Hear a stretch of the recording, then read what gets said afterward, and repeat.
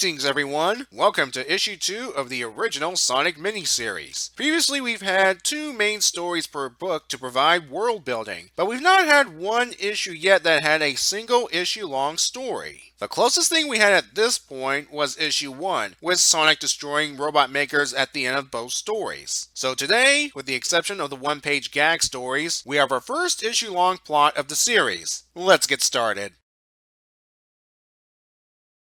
Sally summons Sonic to show him something. Her father's treasure box, containing the crown of acorns along with its 4 Freedom Emeralds. According to Sonic, it's what's keeping Robotnik's reign of terror at bay. Sally wants to use them to help find and free her father. Things must be that bad, huh? Unfortunately, the crown and the emeralds are missing. A problem since Antoine's men are supposed to be guarding them around the clock. Naturally, he gets blamed at first, until Sonic comes up with the possibility that one of the guards is a robot, and took the crown and the emeralds on Robotnik's behalf. Sonic's plan to reveal the robot involves him burning enough rubber to trigger Boomer's sprinkler system. It does the trick as the pig guards revealed to be the robot. So Robotnik can waterproof his robot makers and underwater badniks, but not robots that look like Mobians? Anyway, the now revealed pig robot says he's given the Freedom Emeralds to Robotnik. And it doesn't matter if Knothole's location was compromised. It activates a self-destruct mechanism. Sonic grabs the pig robot and hightails it away from Knothole. There's an off-panel explosion which leads Sally and Antoine to assume the worst. They forgot who they're dealing with here, the fastest thing alive. He managed to get the pig robot through the tree stump entrance before the big boom. Good thing too, because Sonic spotted a Robotnik blimp escorted by Buzz Bombers and Bat Brains. Sally assumes Robotnik has the Freedom Emeralds on board and orders both Sonic and Antoine to follow them. They use a hot air balloon, powered by Antoine's own air. I'm not kidding, that's how the balloon filled up quickly. Well, the balloon powered by Antoine's hot air is no match for the flying badniks. Antoine parachutes to safety while Sonic homing attacks all the way to the Robotnik blimp.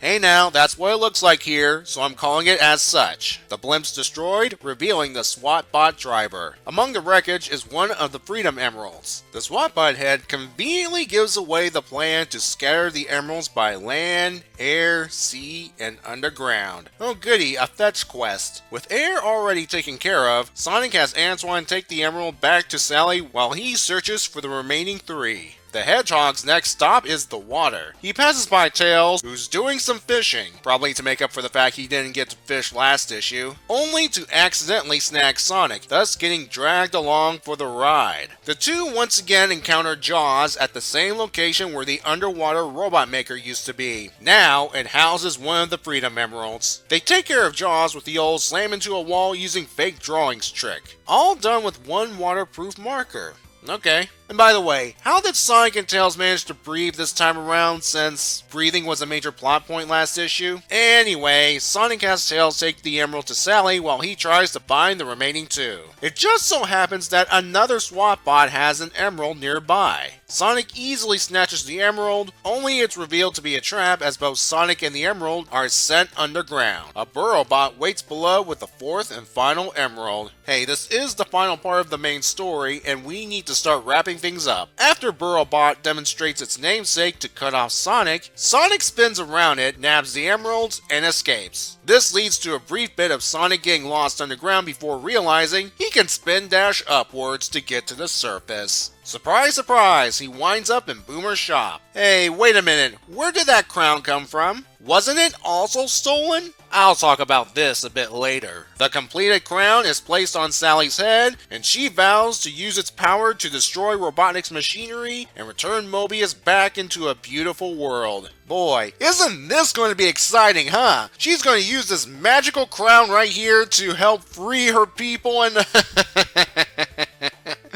Oh, I'll get into that a bit later as well. In all seriousness, this would have been a decent ending if not for the fact that the last panel leads into a one-page gag, one that has Robotnik complaining about his limited involvement in the story. We see him briefly ordering the SWAT bot to trap Sonic underground. There was actually a 2-page gag between Sonic leaving Antoine and the underwater part that I skipped. It's just a spoof of Letterman's top 10 lists. In this case, it's on why the Sonic comics are awesome.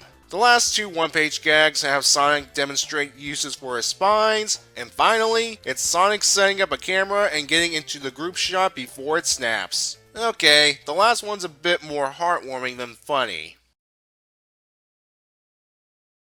I'm going to critique this one first by the story content itself, and second, its place within the rest of Archie's Sonic. Overall, as I've said earlier, the story is a fetch quest, Sonic traveling to different places to retrieve the MacGuffins that can stop evil. I don't have a problem with it in general. My main issue is the quick wrap-up, in which I mean, there's the crown right there and waiting when Sonic returns. Wasn't it established that the crown was stolen along with the Freedom Emeralds? So unless they have a spare crown just lying around, it means the Freedom Fighters might have found it while Sonic was emerald hunting. Wouldn't it make sense for Robotnik to have the crown and scatter the emeralds throughout Mobius? Jeez, no wonder he complained at the end of the story. Which brings us to how the problem could be fixed. Since the main story segments were tied into the Freedom Emerald plot, why not just for this issue, get rid of the gag stories? That way, more issue space could be devoted to the Freedom Emerald crown plot. Specifically,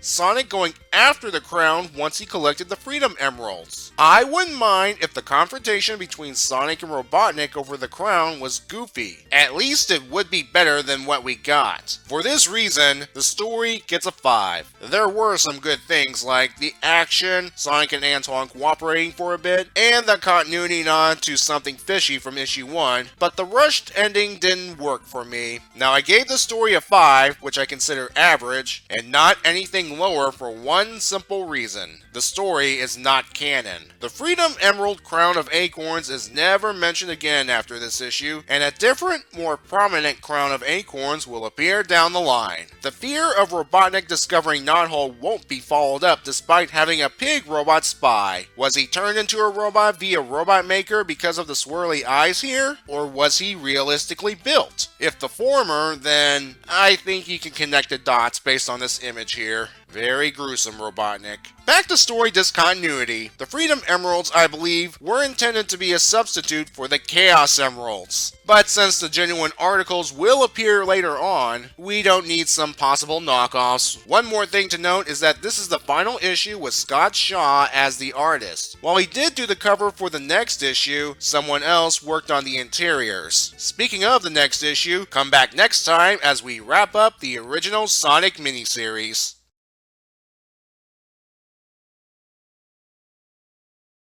Ah, the old 4 fingers versus 5 fingers design. That's a can of worms for another time.